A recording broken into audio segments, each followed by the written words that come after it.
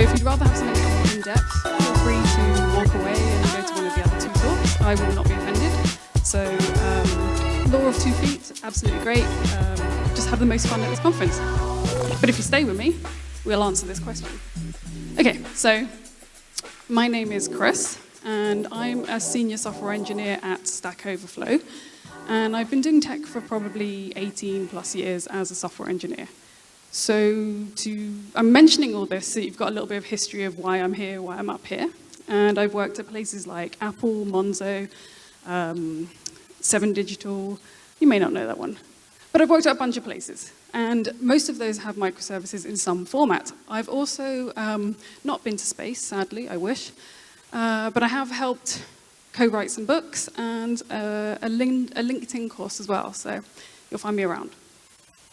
But back to the context of this talk. What is a microservice? First thing you do when you want to know the answer to something, you go to Wikipedia, right? So that's what I did. Ooh. Microservice architecture is a variant of service-oriented architecture, SOA, the structural style. It arranges an application as a collection of loosely coupled services in a microservices architecture. Services are fine-grained and the protocols are lightweight. Cool. We're done, right? Everyone knows what that means now. No. Okay, fine. Okay.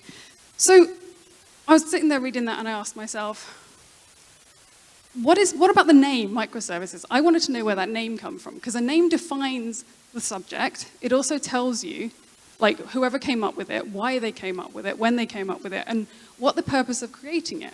It kind of gives you the definition of why they did it. So I was looking around on the Wikipedia page, and it actually says that the name, actually under the history section, came from a workshop of software architects held near Venice in May 2011, and they used the term microservice to describe what the participants saw as a common architectural style that many of them had been recently exploring. Okay, that doesn't really tell me much, so let's follow those footnotes. That footnote takes you to this paper. A paper. Okay, a paper called Microservices Yesterday, Today, and Tomorrow. Interesting, let's click on that paper and see if it's available. Yes, Microservices Yesterday, Today, and Tomorrow by Nicola Dragoni et al. So I downloaded this paper, had a read through it, and what it says is, the term microservices was first introduced in 2011 as an architectural workshop as a way to describe the participants' common ideas in software architecture patterns. Thanks. But there's another footnote. Excellent, let's follow that. That takes us to Martin Fowler and James Lewis's blog from 2014. So Martin Fowler is the owner of ThoughtWorks, and James Lewis has been working there for 14 years, and they wrote this blog post. Let's take a look at this.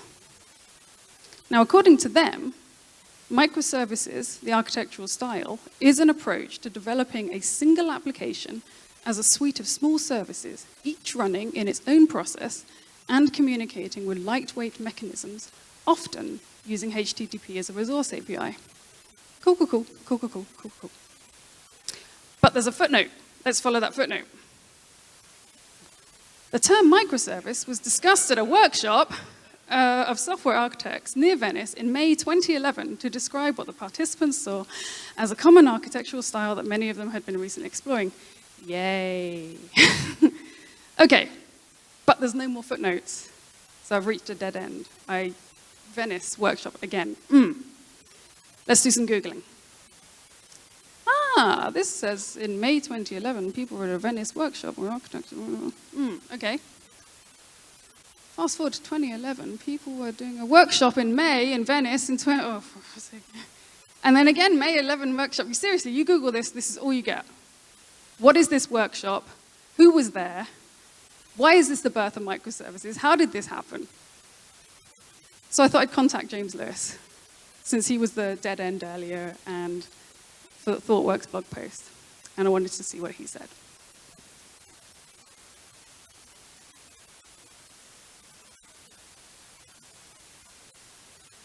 So James gets on a call, and he tells me about Bruce Eckel. Bruce Eckel is well known in the Java circles. He's wrote these books, Thinking in Java, Thinking in C++, and Atomic Kotlin. And he lives here in Crested Butte, Colorado, not Venice. And every winter, he has this event called Winter Tech Forum, formerly the Java Posse Roundup, which is an open spaces event where people get together to talk about code and ski a lot. But Colorado is really far away. And this person, Jimmy Nielsen, who wrote Applying Domain-Driven Design and Patterns, if you're not aware of him, decided that instead of going all the way to Colorado, he'd create a workshop in Venice, which took place in May in 2011.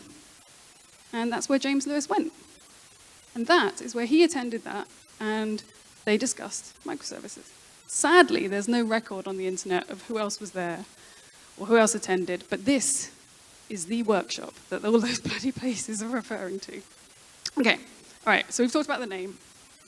Let's get back on topic. Why are we here? What is a microservice? Let's go back to Wikipedia. So a microservice is a variant of the service-oriented architecture SOA structural style. But what is SOA? What is service-oriented architecture? Some of you may know because you've been around a while, but if you're not, let's dive into that.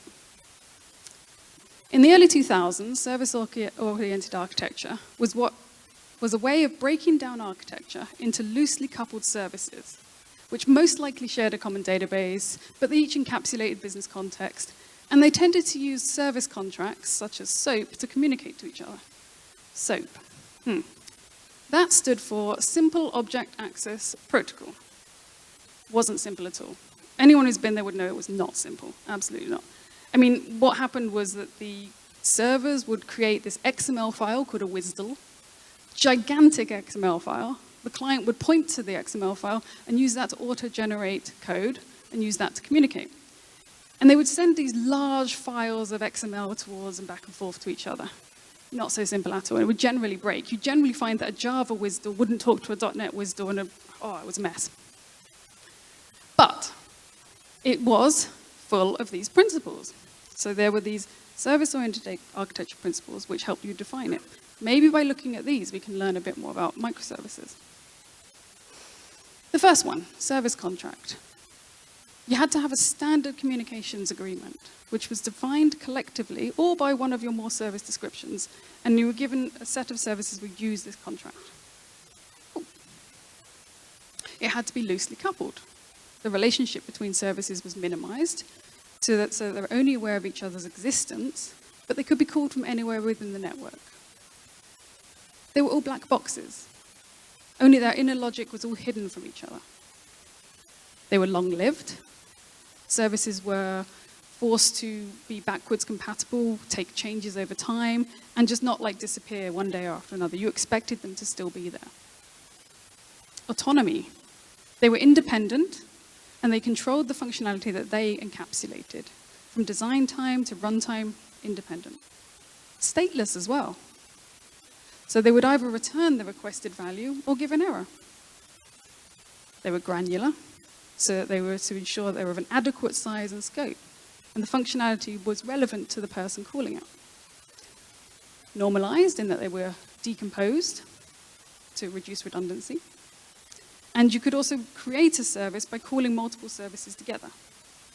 And reusable, so the logic would promote reuse of code. You'd have like a user service or whatever. So you can see why in the Wikipedia page, it talks about this being microservices, a form of SOA.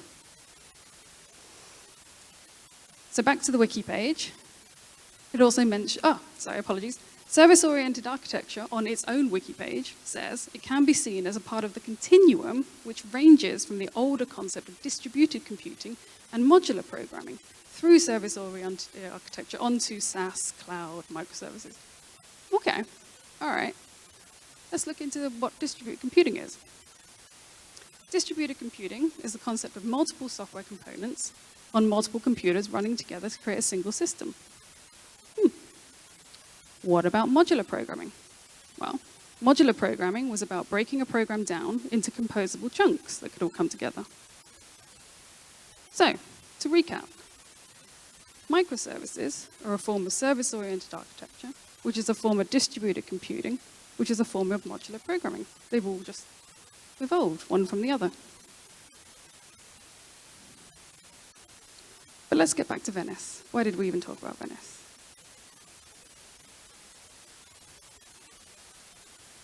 James said to me that the reason that this happened, James from ThoughtWorks, was that they were all having this common problem. Despite service-oriented architecture, which was common then, they felt like they were struggling with the maintenance of large code bases. They were still quite large.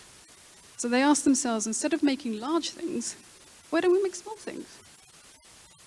And it seems so obvious, right? And as James would like to say, if you've ever seen one of his talks, he likes to have code that fits in his head. So let's move on to a slightly different thing at this point in time.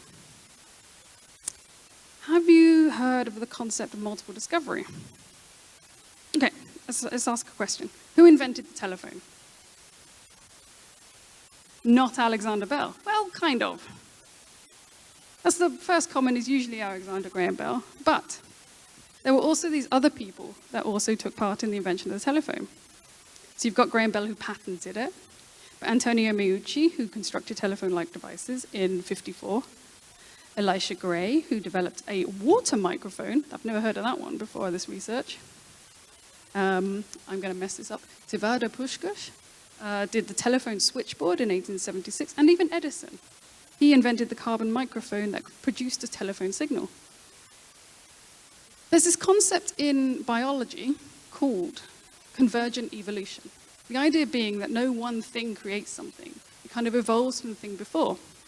And I'm bringing that up because Microservices itself wasn't created by one person at a workshop in Venice in May 2011. We had James's talk, which he gave in 2012, and he called it Microservices, Java the Unix way. And he gave that talk in 2012 after the workshop. But there was also Fred George. He gave microservice architecture talk also in 2012. He called it Implementing Service-Oriented Architecture in Unusual Ways. And he used the mu symbol for microservices. He promoted what he called programmer anarchy, and this was a way to have that happen. There was also Adrian Cockcroft, the Director of Architecture for Cloud Systems at Netflix. Way back in 2011, he gave this talk, which was very famous at the Velocity conference, where he talked about fine-grained service-oriented architecture. So in an alternative world, we could be talking about fine-grained SOA, not microservices. Okay. Back to the theme.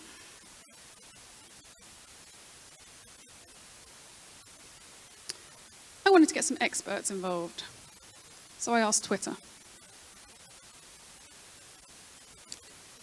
What is a microservice? Obviously, I wanted wrong answers only. It's where you take your micro machine in to get that oil changed. A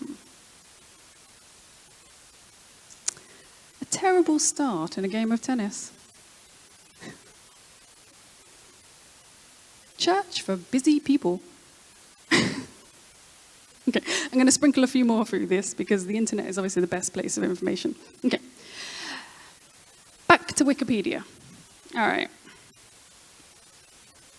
Further down the wiki page, it says there's no single definition for microservices. Thanks. A consensus view has evolved over time in the industry, though. Cool. Whoops. Some of the defining characteristics that are frequently cited include processes that communicate over a network to fulfill a goal using technology-agnostic protocols such as HTTP, as opposed to, say, SOAP in service-oriented architecture. That's the evolution from SOAP. Services are organized around business capabilities, again, much like SOA. Services can be implemented using different programming languages, databases, hardware, and software environment, depending on what fits best. If you've ever seen a talk by Sam Newman about microservices, this is exactly what he talks about. How you can have different services, as long as they use HTTP, written in, say, Ruby, Java, .NET, or whatever. It doesn't matter. But I want to point out that you can implement them using different technologies. It's not a requirement. When we worked at Monzo, Monzo standardized on Go so that you had a single path to production to minimize support needs and complexity. But it's still microservices. Services are small in size, messaging enabled, bounded by context, autonomously developed, independently deployable, decentralized, and built and released with automated processes. Whew. They fit a lot in that last one, didn't they? This point covers nearly all of the cultural changes that must be done for microservices to be effective, though. But before I want to go deeper into this stuff, I want to talk about some myths of microservices.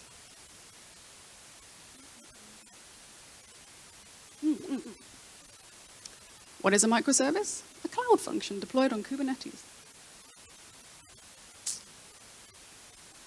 And that's myth number one, that you need Kubernetes.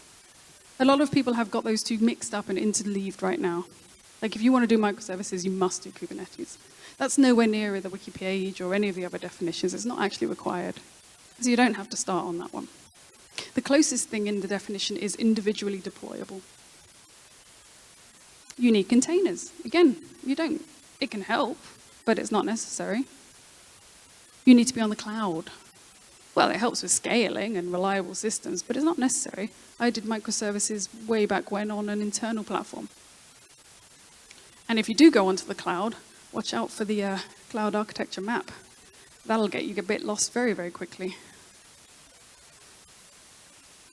That you need to use things like gRPC. You don't.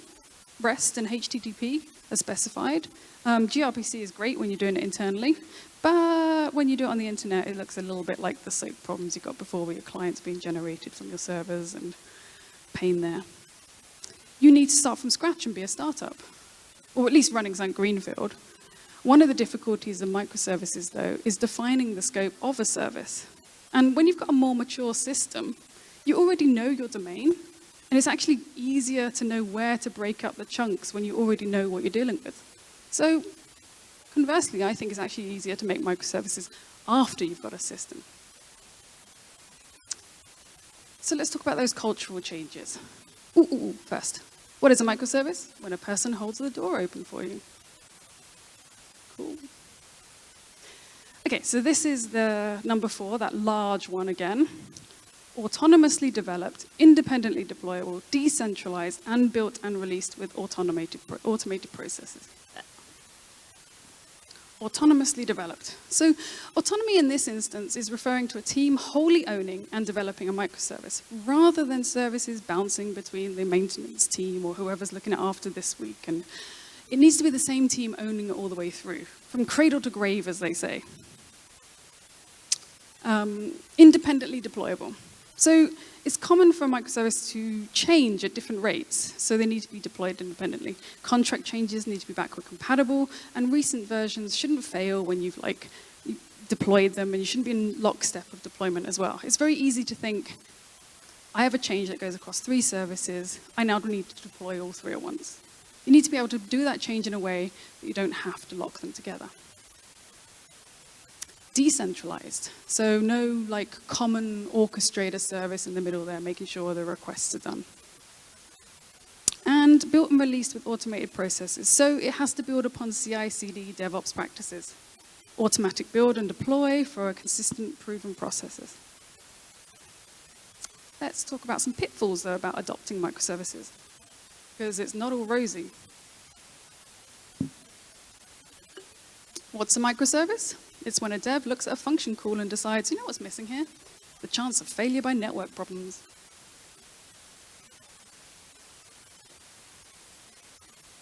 Okay. Underestimating the increased operability costs is one of the biggest pitfalls. Going from one major architecture, one monolithic system, into lots and lots and lots of little systems comes with a lot of complexities and tools and skills to manage that. So you end up having a lot more time and expertise to be spent on monitoring, debugging, scaling. Do not underestimate that. People then forget to invest enough in build and deployment pipelines. If you are going from building and deploying one thing to 10 things, that's a factor of 10. You've just increased the need of that pipeline. 100, again, You need to put a lot more effort up front in those things. Tight coupling between microservices. There's a tendency to tightly couple them, but you need to avoid that lockstep deployment if you can. Otherwise, you're getting no advantage. You're back to a monolith with a network in the middle. But have we taken it too far? Like I said, I worked at Monzo for a couple of years, and this tweet was quite famous back in 2019. 1,500 microservices. Every line is an enforced network rule allowing traffic. That's what their architecture looked like back then. 1,500. I think they're about 3,000 now. But if you add in, he retweeted it later, my colleague Jack, the same graph, but he highlighted it by the owning teams. And what this tries to get across is that no one person is expected to understand the whole architecture. By scoping it to a domain and a team, you just have your little area that you are working on. And that actually made it a lot easier to understand. But like I said before, they standardized on Go and a standard pipeline. So it's easier to work with this than you might think. Are we going to start swinging back to monoliths, though? I have seen this stuff on the internet. Back to monoliths. Microservices were a mistake. Let's bring it all back together. One deployment.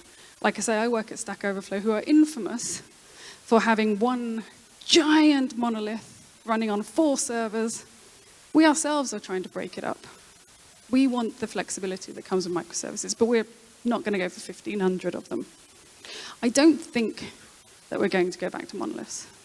I think we're going to continue to evolve the system. I think that, as we've done before, we have taken it around and around, but slowly growing out.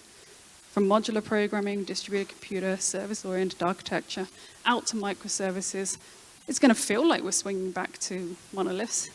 But I think we'll probably personally have something closer to macro services. We'll start bringing some of those things together. And we'll have the separation slightly different.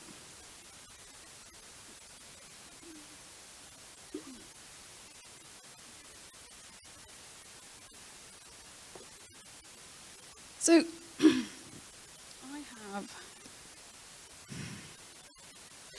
So with everything that we've talked about so far, the nitty-gritty, the in-depth stuff, history, and all that, if one ask again, what is a microservice? I have this tweet from the internet that helps me here. It's only a microservice if it comes from the sub-region of California or Washington. Otherwise, it's just sparkling SOA.